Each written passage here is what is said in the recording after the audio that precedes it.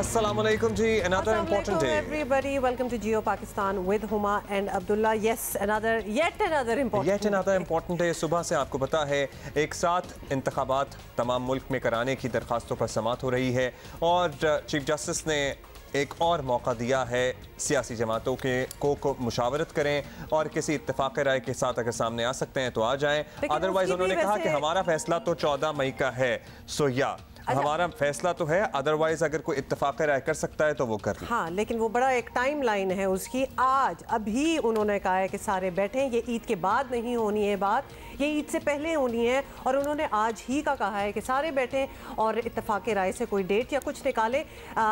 उसके बाद शायद सोचा जा सकता है कि डेट कोई चेंज हो, लेकिन as of right now 14 May is the date for election. Indeed. अच्छा जी, सुप्रीम कोर्ट ने आपको बता दें कल का क्या हुआ था और आज क्या हो रहा है। सुप्रीम कोर्ट ने 14 मई को पंजाब में इंतखाबात कराने का हुक्म दे रखा है, लेकिन हुकूमत का एक ही मौक़िफ़ है, इलेक्शन अक्टूबर में एक साथ होंगे। तहरीक इंसाफ आपको पता ही है इस मामले में इंतखाबात के लिए मुसलसल दबाव डाल रही है, जल्द इंतखाबात के लिए दबाव डाल रही है। कल दौरान समाज चीफ जस्टिस से वाज़ेह किया कि अगर सियासी जमातें इलेक्शन एक साथ कराने के फैसले पर मुत्तफ़िक हो जाती हैं तो अदालत गुंजाइश निकाल सकती है। अदालत ने इस मामले पर आज मुख्तलिफ सियासी जमातों को अदालत आने की धमकी दी थी। ये भी बड़ी ज़बरदस्त बात है। क्या दी थी आपने, क्या कह दिया? दावत दी थी। क्या दावत दी थी उनको आने की। अब्दुल्ला लगता है कोई मूवी देख के आ रहे हैं अभी लेकिन देखिए ना। अच्छा, साथ ही आपको बता दें कि सियासी जमातों को ऑब्वियसली अदालत ने दावत तो दी है, लेकिन मुख्तलिफ सियासी जमातों के रहनुमा अदालत पहुंचे, जिस पर चीफ जस्टिस ने उनका शुक्रिया अदा किया। और दौरान समाज चीफ जस्टिस का कहना था अदालत अपना 14 मई का फैसला वापस नहीं लेगी। गुजारिश होगी कि पार्टी सरबराहान ईद के बाद नहीं, आज ही बैठे दो तरफा लेन देन से मुज़ाकरात कामयाब हो सकते हैं। सुप्रीम 4 बजे तक की डेडलाइन दी गई थी जी। अब लेट्स सी के 4:30 बजे किस तरह से मामला आगे बढ़ते हैं, क्या फैसला होता है। सियासी जमातों के रहनुमाओं के रद्द अमल की बात करें तो ख्वाजा साद रफ़ीक और कमर ज़मान कायरा, इन तमाम लोगों ने अदालत के बाहर आकर मीडिया से मुख्तसर सी गुफ्तगू की। सभी लोग ये कह रहे थे, ख्वाजा साद की गुफ्तगू की बात कर लें तो उन्होंने कहा कि तौहीन किसी की भी नहीं होनी चाहिए, ना अदालत की, ना आइन की और ना पार्लियामान की।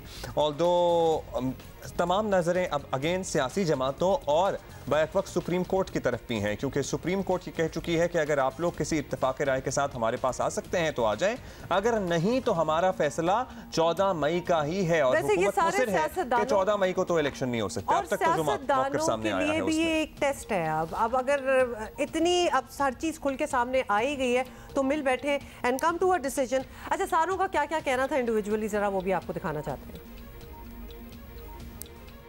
में डायलॉग का अमल खोलना चाहिए, हम उसी रास्ते पे चलना चाहते हैं और ये किसी भी और कुव्वत से सियासी जमातों को ज़्यादा पता है, किसी भी और इदारे से ज़्यादा पता है। हम ये चाहते हैं कि पाकिस्तान का आइन सरबुलंद हो और आइन की तमाम शिकों पर अमल किया जाए, सिर्फ एक शिक नहीं, तमाम शिकें। हम ये भी चाहते हैं कि मुल्क में इंतखाबात अपने वक्त पर हो और एक वक्त पर हो। सुप्रीम कोर्ट का फैसला होता है और वो फैसला दे चुके हैं। अब कोई रास्ता निकल सकता है तो तहरीक इंसाफ ने कभी गुफ्तगू से हम किनारा कश नहीं हुए। हमने हमेशा डायलॉग को फौकियत दी है। किसी ने 14 मई के इलेक्शन की डेट पर इतराज़ नहीं किया। खुद सुप्रीम कोर्ट ने कहा कि आपको ये फैसला कबूल है। मैं इलेक्शन होते देख रहा हूँ, मैं सुप्रीम कोर्ट का फैसला इम्प्लीमेंट होता देख रहा हूँ, मैं अदलिया को जीता हुआ देख रहा हूँ। तो आज सुप्रीम कोर्ट में मैंने यही अर्ज़ किया कि अगर 90 के बजाय 105 जायज़ है तो फिर 205 भी जायज़ हो सकते हैं। एक ही रास्ता है कि मरकज़ और सूबों में निगरान हुकूमतें कायम हो और बकर ईद के बाद कंसेंसस मुशावरत के साथ एक तारीख का तयन हो। सिराजुल हक साहब तो बकरा ईद उल अज़हा की बात भी कर रहे थे।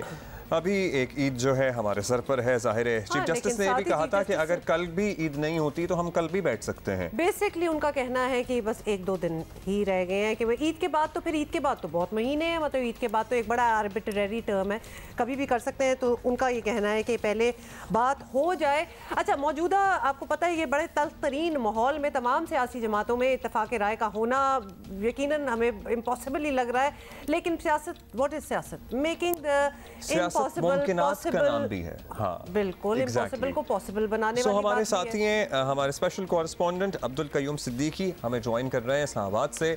तमाम मामलात पर बड़ी गहरी नजर रखे हुए हैं, अंदर की भी कुछ खबरें होती हैं। और साथ ही हसन रजा पाशा साहब भी हैं, chairman executive committee Pakistan bar council. इन दोनों ने ज्वाइन किया। अब्दुल कयूम सिद्दीकी साहब, अब बताइएगा, 4 बजे तक मुशावरत का वक्त था, कुछ आपको पता लग रहा है सियासी जमातों में संजीदा कोई मशवरे का अमल हुआ नहीं हुआ? क्या सूरत हाल बन सकती है आज की बाकी समात जो रह गई है उसमें? देखें, जो 4 बजे का वक्त है, लेकिन अभी तक ना तो अभी बेंच आया और ना ही सियासी जमातों की तरफ से कुछ अरकान यहाँ पे पहुँचे हैं। और जब समात ख़त्म हो रही थी तो चीफ जस्टिस पाकिस्तान ने कहा था कि सियासी जमातों के लोगों को आने की ज़रूरत नहीं है, अटॉर्नी जनरल फॉर पाकिस्तान जो हैं वो हमें इस बारे में आगाह कर देंगे। और उस हवाले से अभी तक जो है वो समात तो शुरू नहीं हो सकी है। तो जहाँ तक ये दूसरी बात है, दूसरी बात ये है कि अगर हम ये देखें तो एक तरफ हम ये देखते हैं कि बैक वक्त इंतखाबात कराने के हवाले से एक आइनी दरख्वास्त जो है वो उसकी भी समात हो रही है, और जबकि 14 मई को इंतखाबी हुक्म देने के अदालती फ़ैसले की भी अलग से समात हो रही है।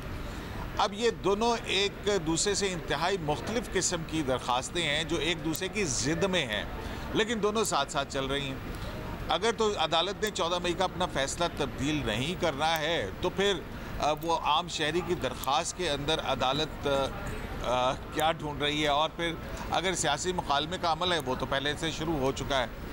तो ये जो इस किस्म की जो सूरत हाल है ये वाक़तन इंतहाई दिलचस्प है। अच्छा कयूम, हम जो है ना ज़रा कंफ्यूज हो जाते हैं। एक तरफ जब अदालत ये कहती है कि हमारा तो फैसला है 14 मई का, इसको तब्दील नहीं कर सकते, लेकिन दूसरी तरफ ये भी कहा जाता है कि अगर सियासी जमातें किसी मुत्तफ़िक मौक़िफ़ के साथ आ जाएं तो फिर उसको ज़रूर मान लिया जाएगा। क्या हम ये सही समझ रहे हैं कि अगर सियासी जमातें 14 मई के अलावा किसी एक डेट पर मुत्तफ़िक हो जाएँ कि इस डेट को पूरे मुल्क में एक साथ इलेक्शन होंगे तो फिर अदालत नज़रसानी करेगी अपनी पंजाब के इलेक्शन वाले तारीख के मामले पर? अब्दुल्ला, यही बात है। अब ये देखिए कि ये तारीख़ के हवाले से जो मामलात हैं अमूमी तौर पर तो सियासी जमातों को पार्लियामेंट के अंदर तय करना चाहिए। जैसे कि 4 जज साहिबान का फ़ैसला था, वो 4-3 वाला फ़ैसला, एक्चुअली यही फ़ैसला था कि सियासी जमातें और पार्लियामेंट जो है इस बारे में फ़ैसला करें। लेकिन यहाँ पे जो हम सूरत हाल देख रहे हैं वो यही है। मैं जैसे आपको कहा ना कि ये दोनों दरख्वास्तें एक दूसरे की ज़िद हैं, और अब भी जब सराजुल हक जो है उन्होंने ये अदालत के रूबरू रखा कि ये कोई इलेक्शन जो है वो किसी की मोटर कार की सवारी नहीं है कि वो जहाँ जाए जब चाहे रोके और उतर जाए। ये एक ट्रेन की मानद है जिसके अंदर 22-23 करोड़ लोग सवार होते हैं। तो इस पर सराजुल हक जो है उन्होंने कहा कि अगर हुकूमत जो है वो 2 महीने पहले जो है वो हुकूमत छोड़ दे और जो दूसरी जमात है वो 2 महीने बाद इंतखाबात के लिए आ जाए तो अच्छा होगा कि हज भी हो जाए और लोग जो हजाज कराम है वो भी आकर वोट डाल दें। तो इस पर चीफ जस्टिस पाकिस्तान ने बिल्कुल ये कहा, उन्होंने कहा कि हाँ वाक़तन ऐसा तो है। अब ये तजवीज़ चीफ जस्टिस की तरफ से आई कि हज भी हो चुका होगा और फसल भी काटी गई होगी, तो उसके बाद जो है वो मई और जून हो जाएगा और फिर जुलाई जो है उसके ऊपर देख लें आप। तो अब ये जो बात है ये वाक़तन एक जो मुज़ाकरात जो हैं वो पाकिस्तान तहरीक इंसाफ को करने चाहिए थे या उनकी तरफ से कोई तजवीज़ आती, उससे पहले फाजिल चीफ जस्टिस उमर अता बंदयाल की जानिब से ये तजवीज़ आ गई कि जुलाई जो है वो इस हवाले से आम इंतखाबात के बैक वक्त तमाम सियासी जमातें अगर इस बात पर राज़ी हो जाती हैं कि वो सूबाई और कौमी असम्बली में हो। आज ख़ुद भी चीफ जस्टिस पाकिस्तान ने इस बात का इजहार किया कि 70 के अंदर जब इलेक्शन हुआ और सेग्रीगेटेड इलेक्शन था तो उसके नताइज अच्छे नहीं हुए थे, और इसी तरह से 77 के अंदर भी जब सेग्रीगेटेड इलेक्शन हुआ कौमी और सूबाई असम्बलियों के अलग-अलग या 2 दिन के अंदर या बाद, तो उसके भी नताइज जो हैं वो बेहतर नहीं निकले थे। लेकिन साथ ही साथ अदालत कहती है कि 90 दिन का आइनी हुक्म है और 90 दिन के अंदर इंतखाबात होंगे और 14 मई को जो हमने हुक्म दिया है उसके ऊपर तो इंतखाबात होंगे ही होंगे। और आज जो है वो तो समझ में नहीं आ रही ना, अभी जुलाई की बात है वो फिर 90 दिन की बात है, फिर 14 मई को जो डेट दिया उस पर तो इंतखाबात होंगे ही होंगे। लेकिन तो ये जरा मामला गंभीर है, गंभीर तो है मामला, लेकिन शायद पुश इसी तरफ किया जा रहा है कि पॉलिटिकल पार्टीज जो है, सियासी जमातें जो हैं वो किसी तरीके से आमादा हो जाए कि एक दूसरे से बात भी कर लें और कोई कंसेंसस हो किसी एक डेट का। ऐसा लग रहा है कि 14 मई की डेट दिखा के ना कहा जा रहा है, डराया जा रहा है कि नहीं तो ये कर लो वरना फिर ये नहीं तो ये कर लो नहीं तो ये। वैसे वाकई अगर ये ऑब्वियसली हमने बड़ा सिंपली इसको एक्सप्लेन किया, लेकिन क्या ये इसी तरह ही है?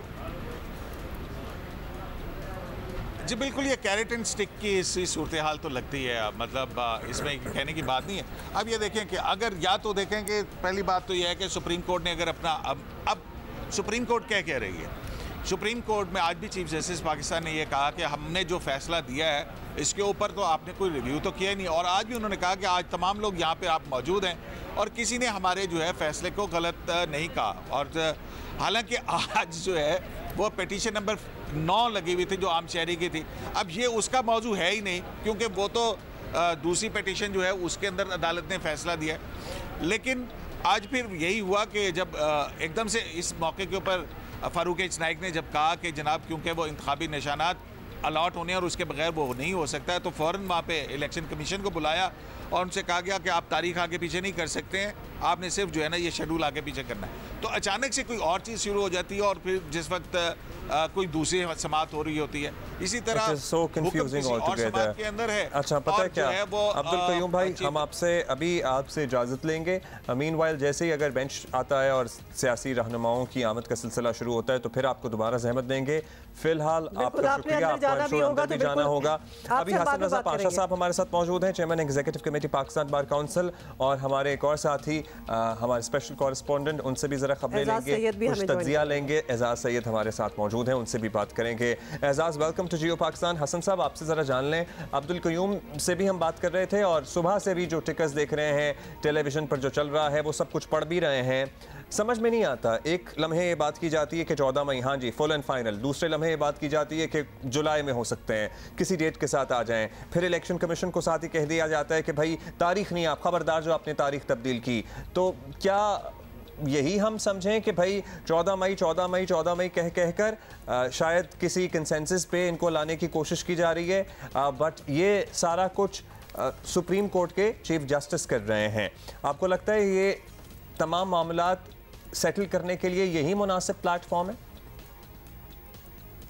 देखें, वैसे तो ये मामलात सारे सेटल करने के लिए ये प्लेटफॉर्म मुनासिब नहीं है। पॉलिटिकल लीडरशिप और पॉलिटिकल पार्टीज़ को अपने ये मामलात पार्लिमान में हल करने चाहिए। अनफॉर्चुनेटली ये पिछले कुछ अरसे से, क्या जब से पाकिस्तान बना है, हमारे पॉलिटिकल लीडरशिप ने कभी ये नहीं सोचा कि आप ख़ुद अपने मामलात जब अदालतों में लेकर जाते हैं तो वहाँ कितनी जग हंसाई होती है। खैर, ये तो एक अलग टॉपिक है। चूँकि ये मामला आप सुप्रीम कोर्ट ने कॉग्निजेंस ली हुई है और बड़े दिनों से आप भी खुद भी दिवाज कर रहे हैं, सारा पाकिस्तान देख रहा है कि ये क्या प्रोसीडिंग्स और किस तरह हो रही हैं। 14 मई की एक डेट आ गई, उस पर इम्प्लीमेंटेशन भी शुरू हो गया, लेकिन हुकूमत वक्त ने फंड्स जारी नहीं किए, फिर ये मामला आ गया सुप्रीम कोर्ट में। तो यहाँ पे जो अब एक नया टर्न कल के बाद आया है कि एक लग रहा था कि जनाब जो ये बेंच है, फाजल बेंच, ये कोई हुकूमती जो वकील हैं अटॉर्नी जनरल ऑफ पाकिस्तान, उनकी बात मानने को तैयार नहीं है। लेकिन लास्टली जब उन्होंने ये कहा कि हम कोई कंसेंसस पे लाना चाहते हैं पॉलिटिकल लीडरशिप को, तो उस पर ऑनरेबल बेंच ने बिल्कुल फौरी तौर पे जो रद्द अमल दिया वो बड़ा पॉजिटिव था कि उन्होंने कहा जी ठीक है, ये कोई कंसेंसस बना के ले आए।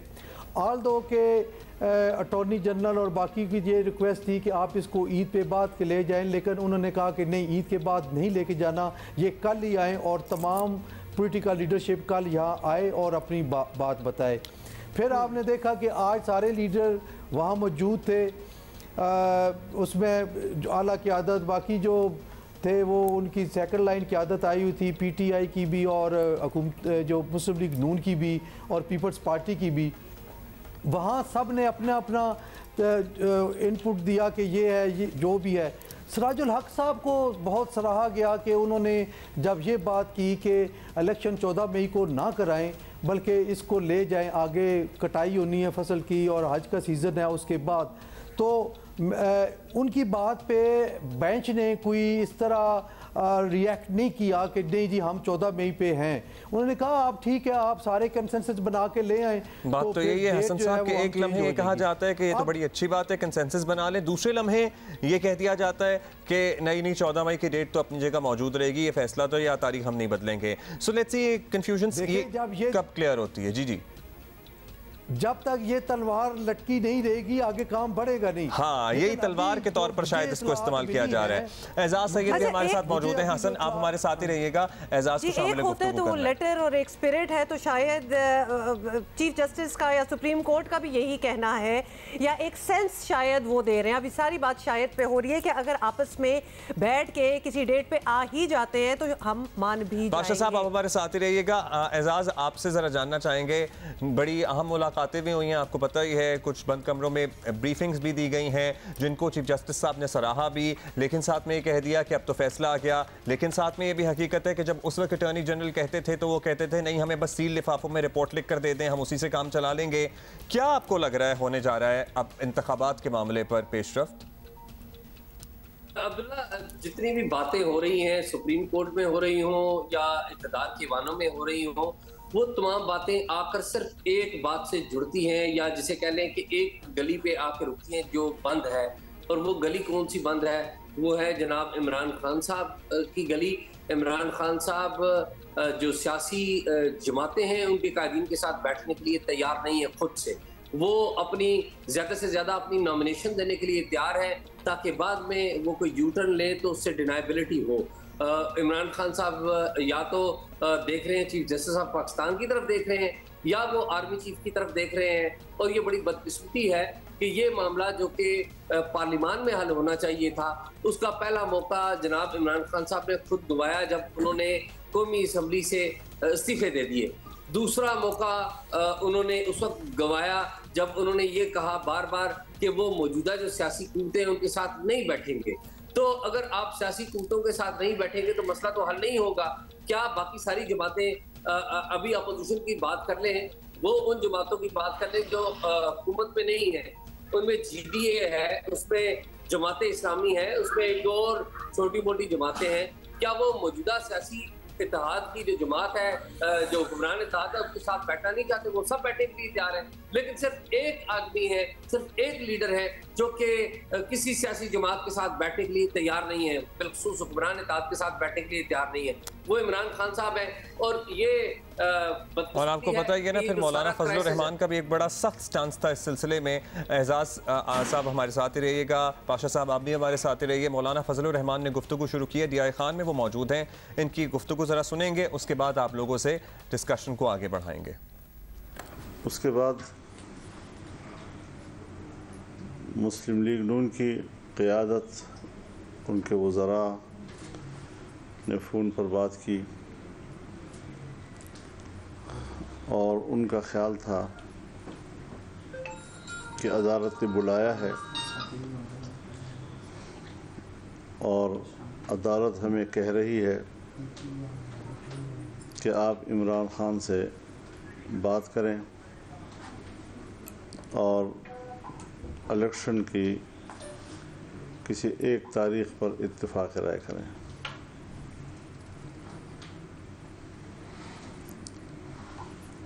हमने इस पर अपना मौक़िफ़ दिया है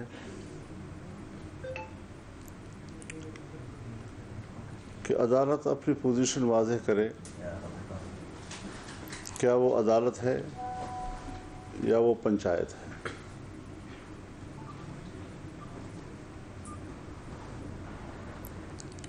जिस तरह वो इंसाफ के मंदिर से हथौड़ा बजा रहे हैं,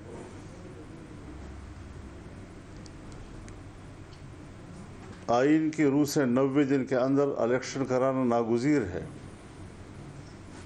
लेकिन अगर इमरान खान किसी एक तारीख पर आपसे इत्तेफाक कर लें तो फिर कबूल है। ये कौन सा आइन है?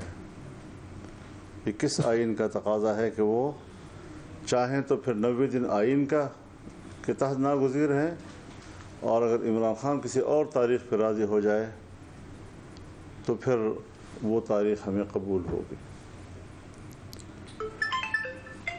जिस शख्स को अब तक नाअहल हो जाना चाहिए था, जिसको पाकिस्तान की सियासत के दायरे से बाहर रखा जाना चाहिए था, हमारी सुप्रीम कोर्ट उसको पाकिस्तानी सियासत का महवर बना रही है।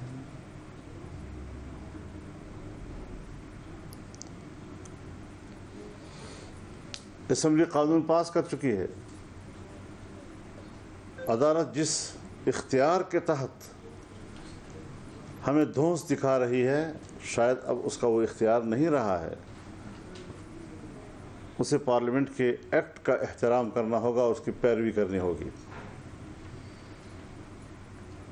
हमें अदालत में बुलाया गया, लेकिन हमने कहा और अपने दोस्तों से भी कहा, हुक्मरान इत्तेहादियों से भी हमने ये बात की कि इस बेंच के ऊपर पार्लियामेंट अदम एतमाद कर चुकी है। एक से ज़्यादा करारदादें पास हो चुकी हैं।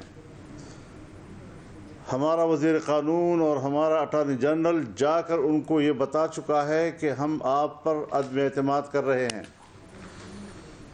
जिस बेंच के ऊपर पार्लियामेंट ने अदम एतमाद किया है और पार्लियामेंट के फैसले से उसको आगाह किया है, आज उस बेंच के सामने मैं पेश हो जाऊं, आज उसको मैं यकीन दहानियाँ कराऊं।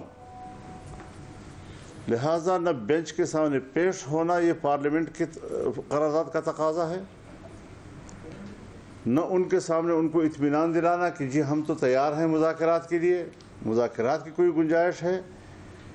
किस शख्स से हम मुज़ाकरात करें?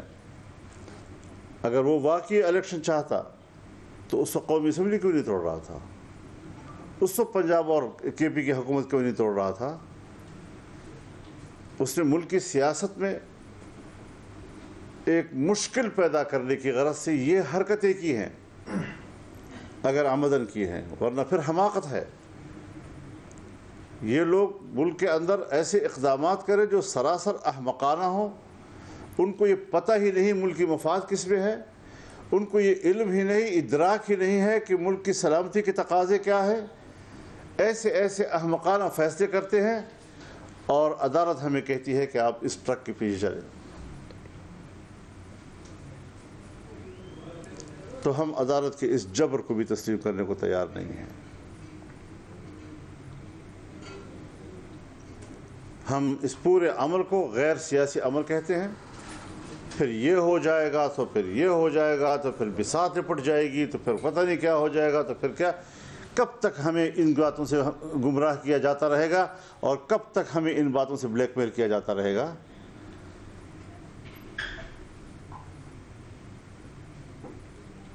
एक ज़माना था जब बंदूक के साए में हमें कहा जाता था बातचीत करो। आज हमें हथौड़े के सामने कहा जा रहा है कि आप मुज़ाकरात करें और बातचीत करें। फिर किस शख्स से हम बात करें? वो शख्स जो कहता है कि मैं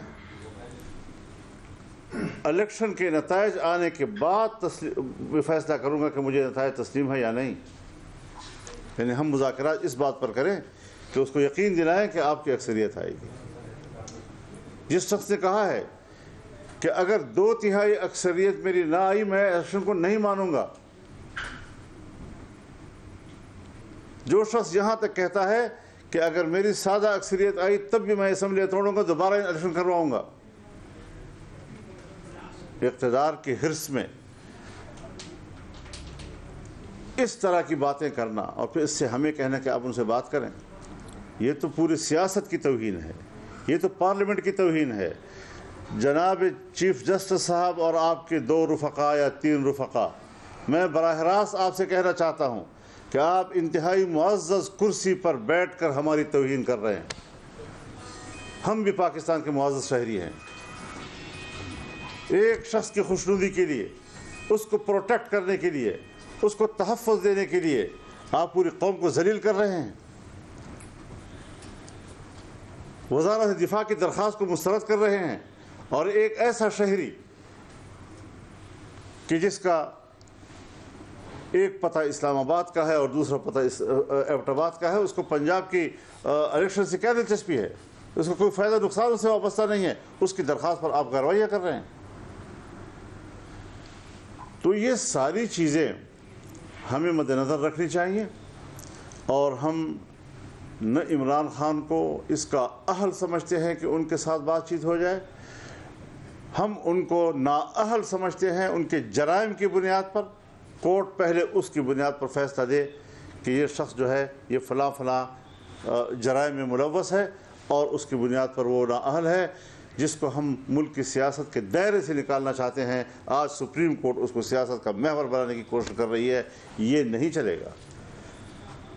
जज साहिबान से खुल कर कहना चाहता हूँ, जो शनाख्ती कार्ड आपके पास है वही शनाख्ती कार्ड मेरे पास है।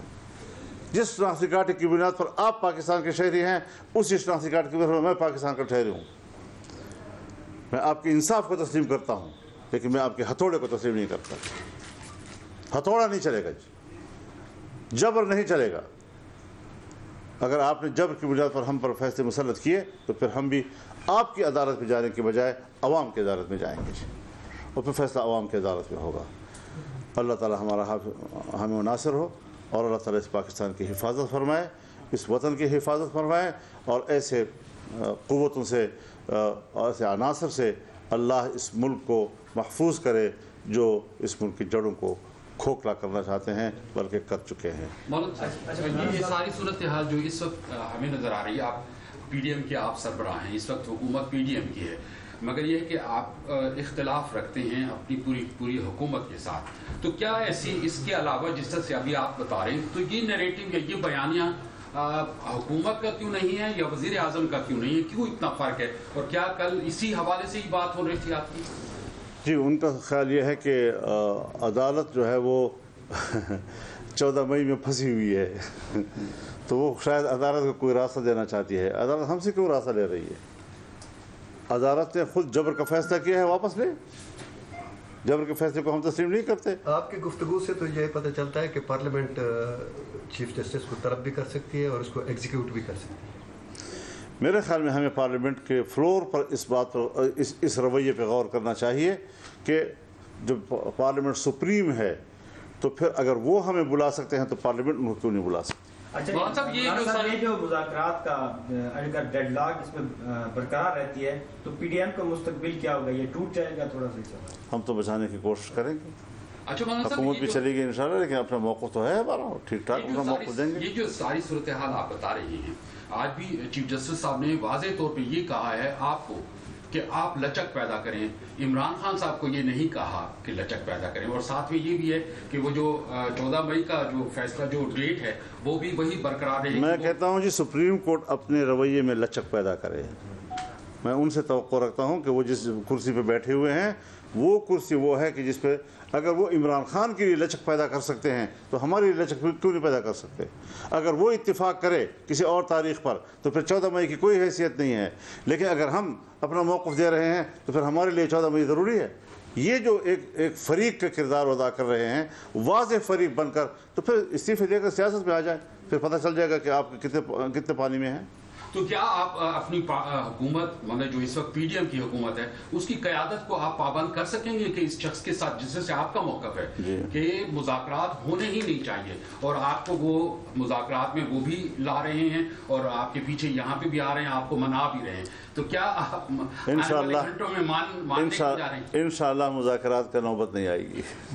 मौलाना साहब, मुफ्ती के शहादत के हवाले से तहकीकात किस हद तक पहुँच गई है और क्या कुछ सामने आया है?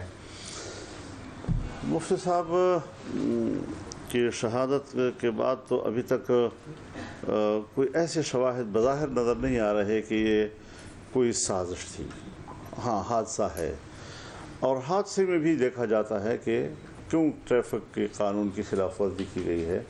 तो उस हवाले से चूँकि सब कुछ अब इस वक्त कानून के हाथ में है, वो गाड़ी भी, वो ड्राइवर भी, वो गाड़ी के अंदर जो लोग सवार थे वो भी, उनकी शनाख्त भी तकरीबन हो गई है। तो अभी तो रमज़ान शरीफ है, उनके ख़ानदान भी ताज़ियतें ले रही हैं, उनको भी हमने ऑन बोर्ड रखना है। तो शायद इस सवाल का जवाब जो है वो अभी फौरी तौर पर मैं आपको न दे सकूं, उसके कुछ वक्त चाहिए। मतलब क़यादत को, मतलब जिस तरह से जब इमरान खान साहब की हुकूमत थी तो क़यादत पकड़ी जाती थी, अब जो है कारकुन पकड़े जाते हैं और उनके रफ़क़ा पकड़े जाते हैं, उनके बाल कटा लिए जाते हैं, उनके साथ बाकी चीज़ें की जाती हैं। तो ये आप इस हवाले से नहीं समझते कि जो नैरेटिव है वो इमरान खान को बना के दिया जा रहा है, उनको एक कि जी वो अपनी ईद भी घर को इंश्योर कर चुके हैं कि उनकी ईद भी इंश्योर है कि वो घर पे ही ईद गुजारेंगे और पुलिस उस दौरान कुछ नहीं करेगी, अदालत उनको तहफ़्फ़ुज़ दे रही है, जबकि बाकी लोगों को पकड़ा जा रहा है। देखिए, बात यह है बुनियादी कि हमने वक्त, मैंने यहाँ पर आप ही के प्रेस कॉन्फ्रेंस में ये बात पहले भी अर्ज़ की है कि अगर हम इंतकामी सियासत करते तो हम नेब के क़वानीन को बदस्तूर बरकरार रखते। हमने उसमें जो नरमी दिखाई है, अब इसमें जहाँ पर भी कानून किसी को पकड़ना चाहती है तो कानून का रास्ता जो है वाज़ेह होता है। हम ये तासुर नहीं देना चाहते कि हम कोई इंतकामी सियासत कर रहे हैं और हमने हर कीमत पर, तो वो भी गिरफ्त में आ जाएंगे। 4-5 मुकदमात का उसको सामना है जिसमें किसी तरीके से भी वो नाअहल हो सकते हैं और हम कानून और इंसाफ के तकाज़ों को पूरा करना चाहते हैं। अच्छा मौलाना साहब, अगर इलेक्शन की तरफ बढ़ा जाता है, मामला तय होते हैं, तो महंगाई इतनी ज़्यादा है, थोड़ा सा बताएं कि महंगाई की पिसी हुई आवाम को आपका क्या पैगाम है और इलेक्शन में आपका बयानिया क्या होगा? मेरे ख्याल में इलेक्शन एक तो बात यह है कि इमरान खान हमें अपने 3.5 साल कारकर्दगी तो बताएं, मुल्क की मईशत को तबाह करके हमें दलदल में बिठा दिया। और आप जानते हैं, मैं जब हुकूमत हमारे हाथ में नहीं थी तो मैं जलसों में भी यही कहा करता था कि इस शख्स ने मुल्क को इतना डबो दिया है कि हमें दोबारा मुल्क को उठाना हमारे लिए दुश्वार हो जाएगा। यकीनन आज कौम दलदल में फंसी हुई है। इस वक्त आपकी कीमतों के उतार चढ़ाव का इख्तियार आपके पास नहीं है, वो IMF के पास है। स्टेट बैंक आपका उनके हाथ में चला गया है। रुपए की कीमत बढ़ाना और कम करना ये अब आपके इख्तियार में नहीं रहा है। अब लोगों को भी सोचना चाहिए कि इमरान के दौर में इतनी तब्दीलियां उसने ऐसी कर दी हैं कि जिसने मुल्क को गिरवी रख दिया है और बहुत सी चीज़ें उन्होंने हुकूमत के इख्तियार से निकाल दी हैं जिसके मनफी नताइज इस वक्त आवाम के ऊपर पड़ रहे हैं और हुकूमत को वो चीज़ें संभालने में भी दिक्कत महसूस हो रही है। लेकिन हम कानून साजी की तरफ जाएंगे, हम बेहतर कानून साजियाँ करके मुल्क को वापस अपने उस हालत पर लाएँगे कि जहाँ पर आवाम को सहूलत हो। अब मिसाल के तौर पर मैं आपको एक बात कहना चाहता हूँ, इस वक्त हज का मौसम है। मुफ्ती अब्दुल शकूर साहब रमज़ान शरीफ से पहले गए और हज पैकेज के ऊपर सऊदी गवर्नमेंट के साथ बात की। जो पिछले साल की कीमत थी किरायों की, उसी पे फैसला हुआ, बल्कि कुछ कम पर भी। और डॉलर में देखें तो वही फैसला, रियाल में देखें तो वही फैसला। लेकिन हमारे मुल्क का चूँकि रुपया की कदर गिर चुकी है, उसकी कीमत कम हो गई है, तो उस हवाले से दिक्कत महसूस हो रही है कि अब आपका 1 लाख का अब 2 लाख में चला जाएगा, तो पाकिस्तान का आम आदमी जब अपने रुपए में अदायगी करेगा तो उसको महंगा लगेगा।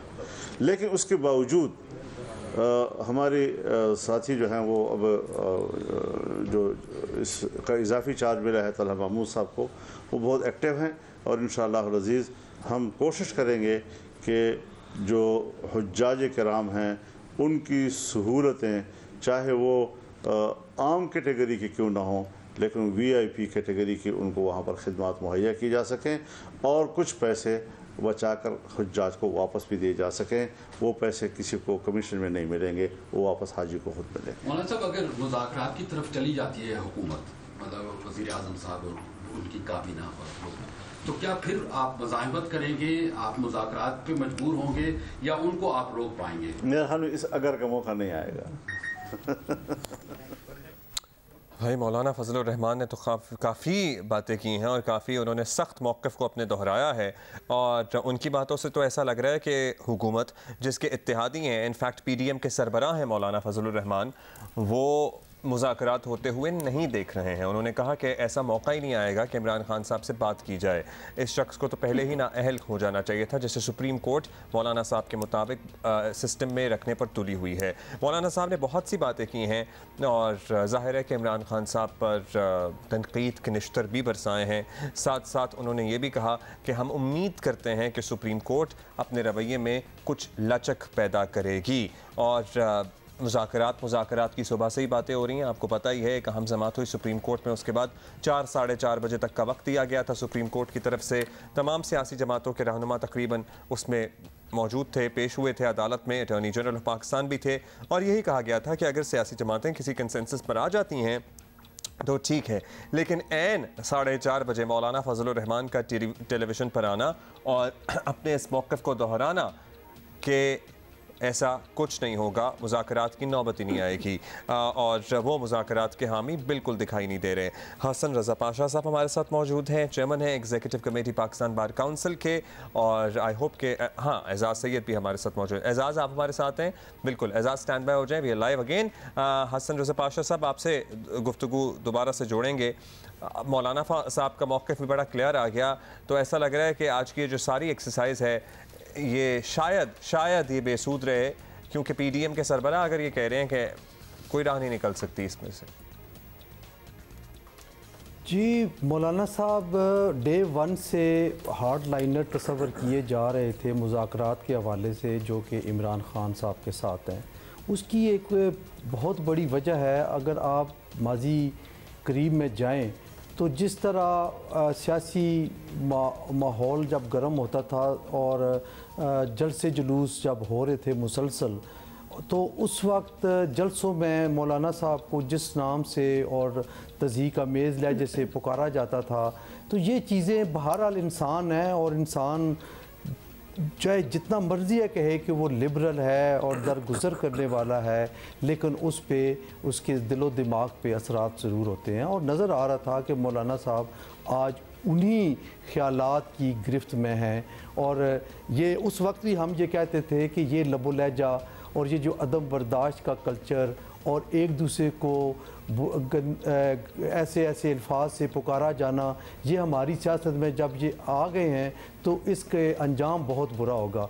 आज देख लें कि मौलाना साहब ने ज़रा भर भी परवाह नहीं की कि ऑनरेबल चीफ जस्टिस साहब ने जब कोर्ट डिस्चार्ज हो रही थी तो ये फरमाया था स्पेसिफ़िकली मौलाना फजल रहमान साहब के मतलब कि वो भी लचक दिखाएंगे। इनकी और मौलाना साहब ने उल्टा यही कह दिया कि सुप्रीम कोर्ट से हमारी तवक्को है कि वो लचक दिखाए, कि हाँ सुप्रीम कोर्ट भी लचक दिखाए, और दूसरी तरफ पीडीएम की जमातें ये कह रही हैं कि इमरान खान साहब भी लचक दिखाएं। तो ये सारी चीज़ें वो ईगो, अना और उस मैं ना मानू वाली बात पे ये सारी अटकी हुई है। जरा डेडलॉक है। पाशा साहब हमारे साथ रहिएगा, एजाज को शामिल गुफ्तगू करना है। एजाज साहब आप फरमाइएगा। लेकिन एक सवाल, क्योंकि हम ये बात ही कर रहे हैं मौलाना साहब की, बिल्कुल एजाज आप ही से कर रहे हैं कि मौलाना साहब जरा हार्ड लाइनर है, पहले से एक्सपेक्ट हो रहा था और अब उन्होंने कह भी दिया, मतलब ही has no faith in it कि इसके बाद कोई बात निकलेगी। Should it even matter?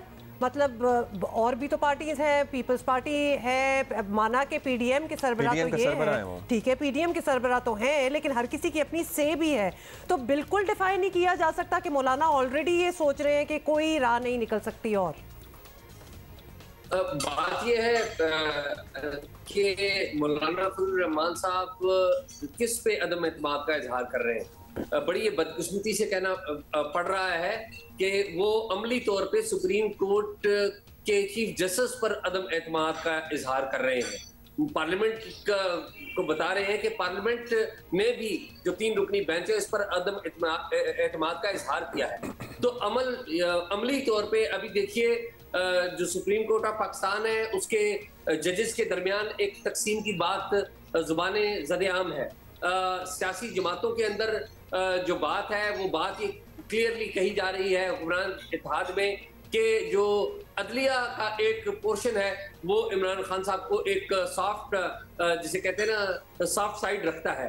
तो इस वक्त पोलराइजेशन की फिजा है और पोलराइजेशन की फिजा में जो असल मामले का हल है वो पार्लियामेंट के अंदर से निकलना है, लेकिन पार्लियामेंट के अंदर से भी वो बातचीत के जरिए निकलेगा और उसकी भी एक ही सूरत है कि इमरान खान साहब जो सियासी जमातें हैं उनके सरबराहों से मिलने पर आमादा हों और एक तारीख पर तय करें। इमरान खान साहब ने जो आखिरी शर्त भिजवाई सिराजुल हक साहब के जरिए वो ये थी कि तारीख इलेक्शन की तारीख का ऐलान कर दें, मैं बैठने के लिए तैयार हूँ। फिर बाकी पीछे क्या बचा? अगर आप पहले शराइत तय करके आएंगे तो फिर तो कोई भी सियासी जमात पीछे नहीं हटेगी। और इसमें अलमिया और अफसोसनाक बात यह है कि हमारी अदलिया जो है उसके बारे में जो सवालात उठ रहे हैं ये पाकिस्तान की रियासत के लिए ठीक नहीं है। कि अदलिया के ऊपर अदम एतमाद किया जा रहा है और इसमें सिर्फ सियासी जमातों पर को मुद्दे इल्जाम नहीं ठहराया जा सकता। इसमें हमारी अदलिया के किरदार के ऊपर भी सवाल उठते हैं और बाज़ जो सवालात हैं वो बड़े वैलिड हैं। बिलखसूस इसके बाद तो कोई और गुंजाइश नहीं। जब पार्लियामेंट कानून साजी कर दे, पार्लियामेंट करारदादे पास कर दे और उसके बावजूद जो कुछ जो जजेस हैं वो उसी बात पे कायम रहे, उसी जिद पे कायम रहे। मैं अदब से कहूँगा कि वो एक खास किस्म का बेंच ही कायम रहे और वो ही केसेस की समाअत करे। चलिए जी, लेट्स सी क्या होता है। लेकिन सीम्स लाइक इट मौलाना साहब की प्रेस कॉन्फ्रेंस से ऐसा लग रहा है कि शायद डेडलॉक की सूरत हाल जो शुरू से ही है वही बरकरार रहे और किसी कंसेंसस पर सियासी जमातें ना आ सकें। और सुप्रीम कोर्ट वैसे कोई मुनासिब फोरम भी नहीं है। जो हमारे आइनी और कानूनी माहिरीन हैं उनकी ये राय है ये मामला पार्लियामान में ही सियासी जमातों को, सियासतदानों को तय करने चाहिए। But let's see chief justice अपनी सी कोशिश कर रहे हैं उसमें कितना कामयाब होते हैं। रजा पाशा साहब बहुत शुक्रिया आपका एजाज सैयद साहब, शुक्रिया आपका हसन रजा पाशा साहब। वैसे अगर कोई डेट ना निकाली, अगर ये बातें ना हुई, बीच में आपस में कोई मुज़ाकरात हो जाए तो अगर ना ये सब कुछ हो, it will be a loss for Pakistan. मेरा ख्याल है कि अब ये पार्लियामान में होना चाहिए। अब क्या क्या होना चाहिए था उस पर हमें बहुत पीछे जाना पड़ेगा। बहुत सी चीज़ें ऐसी हो गई हैं जो नहीं होनी चाहिए। मेरी बात सुने, जितना डिस्ट्रस्ट और जितना एक दूसरे के साथ जो कुछ कर चुके हैं ना ये लोग, ये 4 बजे 5 बजे 6 बजे इतनी जल्दी कंसेंसस नहीं हो सकता। It is impossible almost and बड़ी रियलिस्टिकली कोई टाइमलाइन दिया जाए तो शायद हो भी जाए। कल भी हम ये बात कर रहे थे कि चंद हफ्तों की अगर बात हो कि भाई 2 4 5 हफ्तों में आप डिसाइड कर लें, क्योंकि मतलब ये कहना कि अभी करो तो मतलब ऑलमोस्ट ये लगता है कि you know it's not going to happen. अच्छा, ब्रेक लेनी है हमने। वेलकम बैक जी। Welcome back. अच्छा देखिए, वैसे तो ईद अब कल या परसों में हो जाएगी, लेकिन अपनी एक प्रेफरेंस भी होती है ना। तो what do you want? What's your preference? I want Eid to be on Saturday. Me too. उस हिसाब से हमारी तैयारी है, क्योंकि काम रह जाते हैं ना, बहुत सारे रह जाते हैं। तो वो फिर अभी उसकी तैयारी के लिए एक दिन और चाहिए। एंड आल्सो बिकॉज रमजान जब अभी स्टार्ट हुआ था तो almost nobody was expecting, I was not expecting कि ये लो जी सुबह शाम को, रात को पता चला रात 11 बजे सुबह रोजा है। तो वो वाला रिपीट केस मैं नहीं चाहती है। आई वुड रियली लाइक, मैं किससे दुआ कर रही हूँ ऊपर देख के कि सैटरडे को ही। और जो भी है ये मैक्सिमम इशा की नमाज तक ना तय करके बता देना चाहिए। उसके बाद ज़रा मामला बड़े मुश्किल हो जाते हैं। बहुत से लोगों को तो लिटरली पता ही नहीं लगता, वो सो जाते हैं, फिर उन्हें उठा के बताना पड़ता है कि भाई ईद है।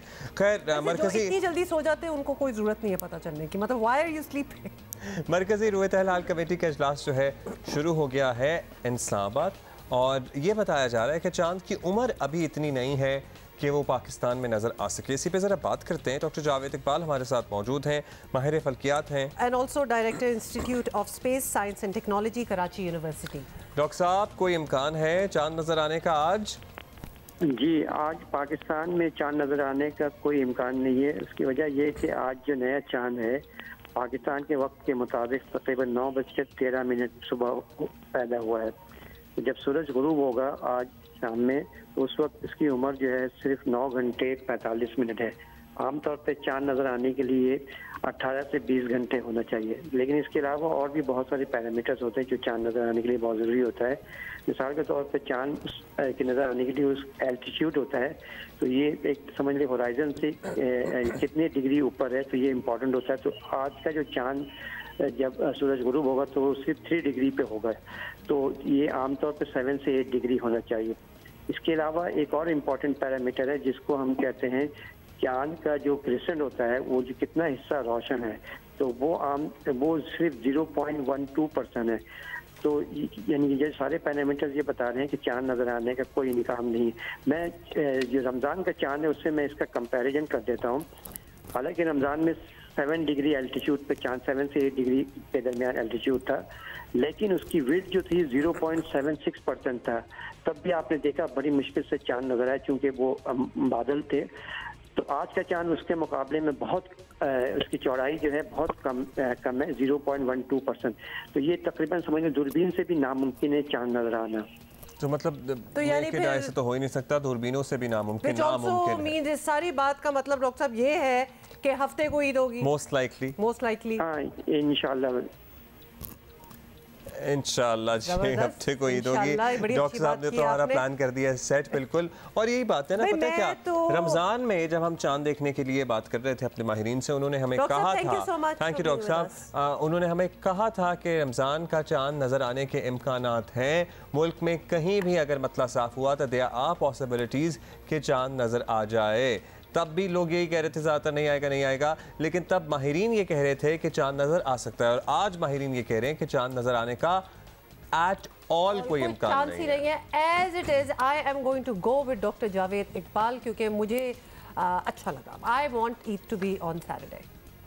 I mean, not that it's my choice or anything. कल भी होगी तो मना लेंगे। अच्छा जी, एक सर्वे हुआ है ताज़ा और उसमें बताएं आपको क्या सवाल पूछे गए। उसमें पाकिस्तानियों से सवाल किया गया कि आया वो ये चाहेंगे कि तमाम मुल्क में एक साथ इंतखाबात हों या फिर मरहलावार इंतखाबात हों। तो 51% 51% ऑफ पाकिस्तानियों ने कहा है कि वो चाहते हैं कि तमाम इंतखाबात इकट्ठे हों।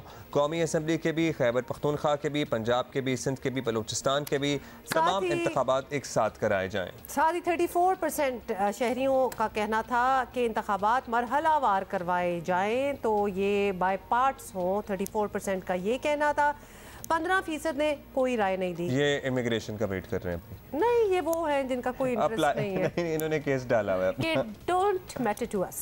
अच्छा, और ये सर्वे आपको जल्दी से बता दें, institute of public opinion research की जानिब से किया गया। 35% पाकिस्तानियों ने पंजाब और KP असेंबली तोड़ने के इमरान खान के फैसले की मुखालफत की और इसे गलती करार दिया। 28% ने भी इस सोच की हिमायत की और कहा कि PTI को असेंबलियों में रहना चाहिए था, लेकिन 16% 16% ने KP और पंजाब असेंबली तोड़ने के फैसले को बिल्कुल दुरुस्त कहा।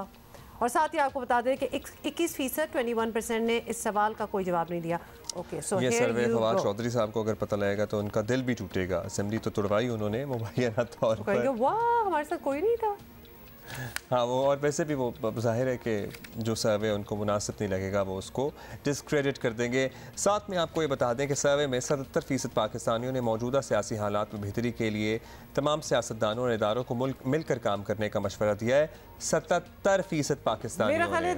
The most important figure right now is this 77%. सो इमरान खान साहब, अगर आपको ये लगता है कि आप अगर दीगर सियासतदानों के साथ मिलकर बैठेंगे या बात करेंगे और मुल्क की मफाद के लिए कोई डायलॉग शुरू करेंगे तो आपकी सियासत को कोई ज़र्ब पड़ेगी? नहीं, ऐसा नहीं होगा, क्योंकि 77% पाकिस्तानी सर्वे के मुताबिक ये चाहते हैं कि तमाम सियासतदान और इदारे मिलकर बैठें और पाकिस्तान के मसाइल का हल तलाश करें। इंटरेस्टिंगली 13% जो है ना वो इसकी मुखालफत में हैं कि वो कहते हैं कोई बैठने की जरूरत नहीं। ये वो लोग हैं जिन्होंने ज़मान पार्क के गिर्द खैमे डाले हों। नहीं, but exactly why wouldn't you want कि सारे, बेशक आप किसी की भी साइड पे हो, खान साहब की साइड पे हो, PMLN हो या बिलावल की साइड पे हो, why wouldn't you want everybody to get along? इसमें तो बेहतरी होगी ना मुल्क की। तो ये कौन है ये 13% अपना हाथ ऊपर करें और दिखाएं? ये वो है जिनको वो नैरेटिव जिनके जहन में बिल्ड किया गया है ऐसे ना कहो कि भाई ये सारे तो ये हैं और मैं ये हूँ तो इसलिए मैं इनसे बात नहीं करूँगा। समझ रही हैं आप? ये वो वाले हैं। हम खैर एनीवे बात बिल्कुल मुझे पसंद नहीं आई। अच्छा, इसके अलावा 10% ने इस पर कोई राय नहीं दी। और मुल्क में महंगाई की जिम्मेदारी किस पर 49% ने कहा है कि PDM हुकूमत इसकी जिम्मेदार है। 32% ने इमरान खान की साबिक़ा हुकूमत को इसका जिम्मेदार ठहराया। PDM के लिए बड़ा अलार्मिंग मोमेंट है सर्वे के मुताबिक। 19% ने सवाल का कोई जवाब नहीं दिया, दे आर नॉट इंटरेस्टेड। लेकिन 49% जो कह रहे हैं ना कि ये PDM जिम्मेदार है इसका। अच्छा, 19 मैं 19% में होना चाहता हूँ। So you want to be in that 13% जो कोई राय ना दे। Then you want to be in that 16% जो कोई राय ना दे।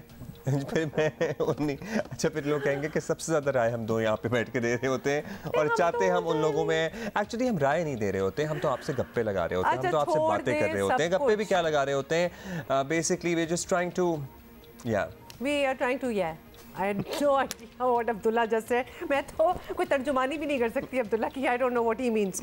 अच्छा, आज है जी मैच। फिर मैं सोचा था कि हम आरा दे रहे होते, हम दे रहे होते हैं राय तो जा। हाँ, दे रहे होते हैं। Anyway, अच्छा, आज मैच है और मैच जो है ना वो मैच पढ़ भी सकता है क्योंकि 2 मैचेस हैं। पाकिस्तान जीत चुका है, 1 मैच न्यूजीलैंड जीत चुका है, अभी 2 और आज हमें जीतना चाहिए। हमें टेंशन से निकालें, हम मजीद ये स्ट्रेस के मुतहम्मिल नहीं हो सकते हैं। बहुत जिंदगी में स्ट्रेस है, अभी ईद का नहीं पता चल रहा।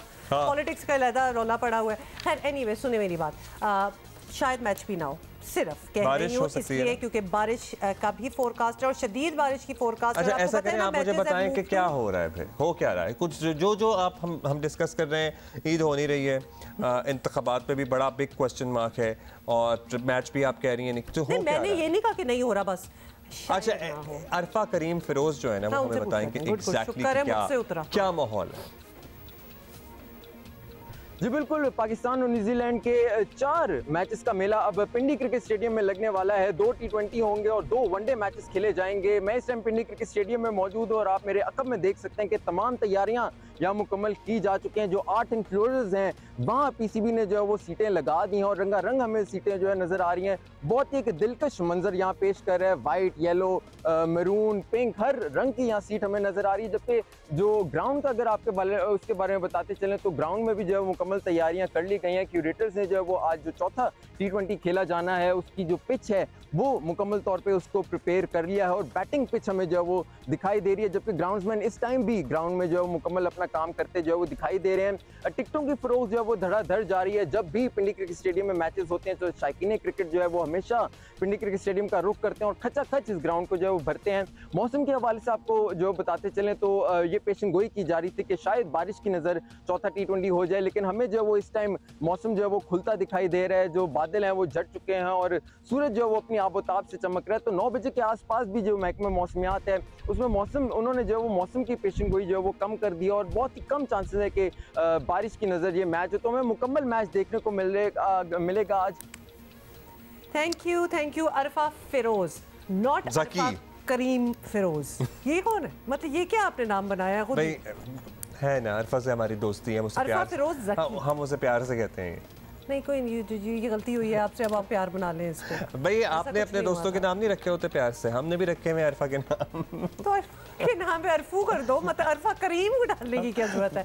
एनीवे आगे चलते हैं और हमने आपको अपडेट देनी है फ्रॉम कराची जू और नूरजहां का क्या हाल है। तो ये भी एक्चुअली हमें रिपोर्ट ही करेंगे, लेकिन उससे पहले आप कुछ कहना चाहते हैं? मैं बस ये कहना चाहता हूँ, यही कहना चाहता हूँ कि वो जो मधुबाला है, वैसे इनके नाम कौन रखते हैं, वो जो मधुबाला है उसको आप भेज दें सफारी पार्क, क्योंकि 4 पॉज की टीम अरसे से कह रही है, बड़े दिन से इस बात पर इसरार कर रही है कि वो ठीक है, वो इस माहौल में नहीं रह सकती। एक का हशर हमने देख लिया है, वो बीमार है और प्लीज़ उसे भेजें।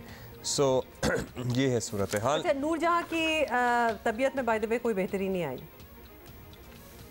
ये बड़ा है जिसकी हमें उम्मीद थी कि उसको ऑब्वियसली इतनी उसकी टेक केयर अब की जा रही है तो उसमें कुछ बेहतरी आई होगी, बट नॉट रियली। और we even have a report. अच्छा, अब ईद भी है, ईद पे बड़े लोग ज़ाहिर चिड़ियाघर का रुख करते हैं, बच्चों को शौक होता है। ये एरिया तो ICU वगैरह डिक्लेयर किया हुआ है, तो क्या इस सिलसिले में बच्चों को ईद वाले दिन ICU तो नहीं ले जाएंगे ना? इकदाम किए जा रहे हैं? ये हमारे साथी हैं वकास आलम, वो बताएंगे। जी, मेरे अकब में जो है वो ICU के नाम से डिक्लेयर किया गया वो इनक्लेव है जहाँ पर अफ्रीकी जो हथनी नूरजहां है उसको रखा गया है। नूरजहां की जो तबीयत है उसके बारे में अपडेट मैं आपको देता चलूँ, वो ये है कि जो गुज़िश्ता कई दिनों से उसका जो ट्रीटमेंट चल रहा है, रेगुलर प्रोसीजर चल रहा है, उसके अंदर अब तक कोई बेहतरी नहीं आ सकी है, लेकिन उसमें बिगाड़ भी नहीं आया है। हमने यहाँ पे जो है वो जब कंवर अयूब साहब से बात की, जो हमारे अपने भी ज़राए हैं, उनका भी यही कहना था कि जो हथनी नूरजहां है उसकी तबीयत में जो है वो किसी हद तक उसकी हिलजुल हो रही है, उसका हाजमा जब बेहतर हुआ था, लेकिन फिर अचानक से जो है वो उसकी तबीयत में माहिरीन ने बताया कि दोबारा से बिगाड़ आना शुरू हुआ था, लेकिन वो इस कदर नहीं बिगड़ी कि जो है वो किसी बात की तशवीश हो। अलबत्ता ये ज़रूर हकीकत है कि वो अब भी ICU की पेशेंट डिक्लेयर्ड है, उसका प्रोसीजर रेगुलर बुनियादों पे हो रहा है, अल्ट्रासाउंड उसका हुआ है। अब जो है वो मज़ीद तफसीलात तभी पता चलेंगी जब 4 पॉज इंटरनेशनल की टीम जो है वो यहाँ आएगी। इसमें एक और बात जो है वो काबिल ज़िक्र वो ये है कि 4 पॉज की टीम और दूसरे जो है वो माहिरीन के साथ मिलकर एडमिनिस्ट्रेटर कराची सैफुर रहमान ने एक कमेटी तश्कील दे दी है। अब तमाम फ़ैसले जो भी हथनी नूरजहां के मुतल्लिक होंगे वो वही कमेटी ही फ़ैसला करेगी। इंतज़ामी उमूर जो हैं वो जो यहाँ की इंतज़ामिया है उसके हाथ से निकल के कमेटी के पास चले गए हैं। यहाँ की जो मकामी इंतज़ामिया है उसके ज़िम्मे सिर्फ ये बात आई है वो किस तरह से उनको फैसिलिटेट कर सकते हैं। खैर, वो जो केस वाला मामला है पंजाब में इलेक्शन के लिए फंड्स की फरहमी का मामला, वो अब 27 तक समाअत मुलतवी हो गई है और attorney general Mansoor Usman Awan supreme court से रवाना भी हो गए और उन्होंने ये पूछा जब सहाफ़ियों ने उनसे, तो उन्होंने कहा कि अब जो भी चीज़ होगी वह 27 अप्रैल को होगी। 14 मई को इलेक्शन होंगे या नहीं इसके मज़ीद मौक़े मौजूद हैं। अब जो भी अपडेट होगी वो 27 तारीख को आकर ही बताएंगे। साथ ही पीपल्स पार्टी के रहनुमा फारूक एच नाइक भी सुप्रीम कोर्ट के बाहर आए, उन्होंने गुफ्तगू की। इन दोनों को इन चैम्बर बुलाया था चीफ जस्टिस ने और फारूक एच नाइक और अटॉर्नी जनरल को चीफ जस्टिस के चैम्बर में सुना गया और फारूक एच नाइक ने कहा कि सुप्रीम कोर्ट को बता दिया है कि तहरीक इंसाफ से रब्ता हो चुका है, ईद के दिनों में मज़ीद रब्ते किए जाएंगे। सुप्रीम कोर्ट ने हुक्मनामे में 14 मई की तारीख दी है। हमारी क़यादत के साथ मुशावरत हो रही है, तमाम सियासी जमातें चाहती हैं तमाम इंतखाबात एक ही तारीख को हों। सुप्रीम कोर्ट ने कहा कि जब तक इत्तेफाक राय नहीं हो जाता नई तारीख नहीं दे सकते। एनी हाउ, अब ये अहम बात है फारूक एच नाइक ने जो कही है कि वो सुप्रीम कोर्ट की तरफ से उन्हें कहा गया है कि जब तक इत्तेफाक राय नहीं हो जाता so come up with a new date consensus के साथ। ठीक है, ये कह रही है सुप्रीम कोर्ट। अदरवाइज 14 मई की तारीख है, जो भी अपडेट होगी वो 27 को होगी। ठीक है, अब्दुल्ला समझ आ गई। कहने का मतलब है जब हमने शो स्टार्ट किया था तो उस वक्त क्या बातें हो रही थी कि नहीं आज ही होगा सब कुछ, and now that we are ending the show. आज ही और फिर कल भी, अगर चांद नजर नहीं आया तो कल भी होगा। कल इज फाइनल। मतलब कितनी बातें हो रही थी इस किस्म की और अभी देखें 2 घंटे नहीं पूरे। अच्छा जी, that is it for today. अगर चांद नजर आ गया ईद का तो फिर हमारी आपसे मुलाकात होगी सुबह अपने रेगुलर टाइम पर, सुबह 9 बजे हम और आप साथ होंगे। और अगर ईद का चांद नज़र नहीं आया तो फिर हम कल आखिरी रोज़ा भी इंशाल्लाह साथ गुजारेंगे शाम 4 बजे। ठीक है, बिल्कुल ठीक है। ठीक है, see you tomorrow. In any case, bye.